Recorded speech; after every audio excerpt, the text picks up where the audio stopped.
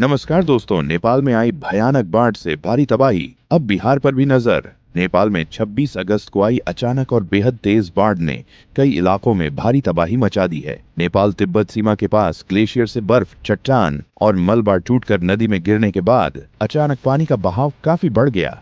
इस तेज बाढ़ का सबसे ज्यादा असर नेपाल के रसुआ और आसपास के इलाकों में देखने को मिला। कई घर, सड़कें और पुल बाढ़ के तेज बहाव में क्षतिग्रस्त हो गए।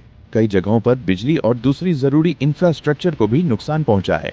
राहत और बचाव दल लगातार प्रभावित इलाकों में लोगों की मदद कर रहे हैं, लेकिन अब इस पूरी घटना को लेकर बिहार में भी चिंता बढ़ गई है।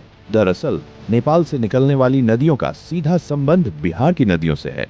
नेपाल में बहने वाली नारायणी नदी आगे भारत में प्रवेश करने के बाद गंडक नदी के नाम से बिहार से होकर गुजरती है। यही वजह है कि नेपाल में अचानक आई बाढ़ के बाद बिहार में गंडक नदी के जल स्तर पर नजर रखी जा रही है।